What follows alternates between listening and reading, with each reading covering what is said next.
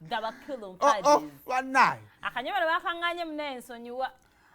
Twagala okwozaayo za family y'abakulu mpaji. Family eyo gy'olaba eyo omukolo guba gwansuba gutya. Waliwo. Nze bampita n'okumpita.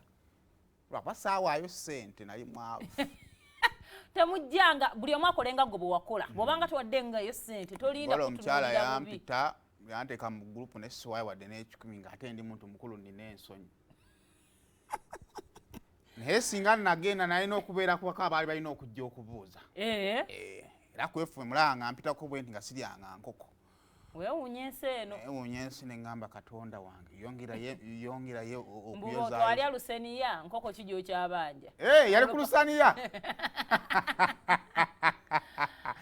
Naye nga naye twozayoza by the way omukulu kwefu as a producer. Then nze nenjozayoza mukwano gwange Golda. Banange bikonzi mwebale kufumba. Eno to celebrating a week. Golda webale butatuswaza ffe. Mwebani? Abako ffe mikwano gye. Omwana oyo afumbye. Ate nga akyafumba kuba bunaku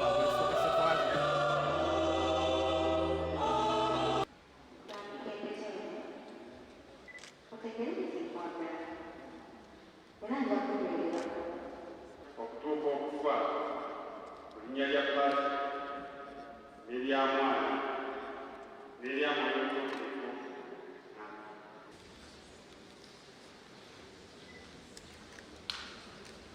Ssaabasajja Kabaka yagamba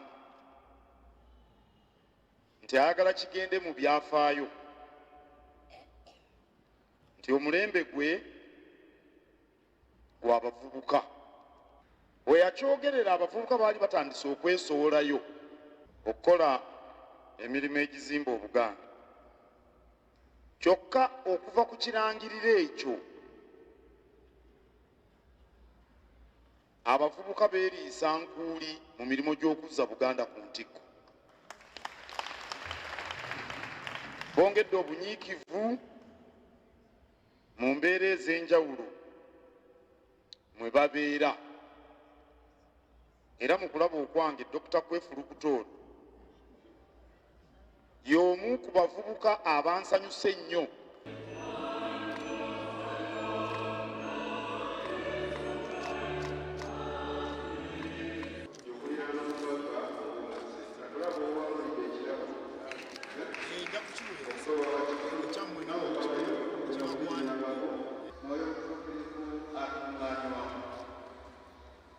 Bw'osanyusa ffe b'otalaba ng'oli ku leediyo n'otasanyusa oyo gw'olayidde naye obeera mu lyazaamaanyi.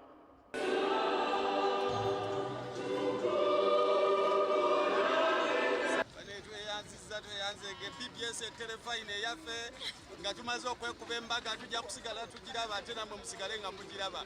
Biga BBS telefayine yaffe. Tata Pichichi ne mama Pipichi, congratulations. Naye mbadde nsatu twebazeeyo omuntu omu ow'omugaso ku bufumbo buno. Omusumba Ssenyo nga tweyanzizza. Yali nannyini wa FM gye ne Top Radio. Kati kambuuzeemu. Presenter Top Radio ava wansi n'ayamuka ku madaala waggulu ku FM gye. Njagala nkubuuze ku kyolabye ofunyemu kyakuyiga ki? Gwalina okusooka okuyiga ennyo okusinga nga nze ndi mwana wa buwala naye kuba empeta. Wako gw'onyonyoogera. Kale bannaye. Seka yabuddeyo n'alungamya ku nsonga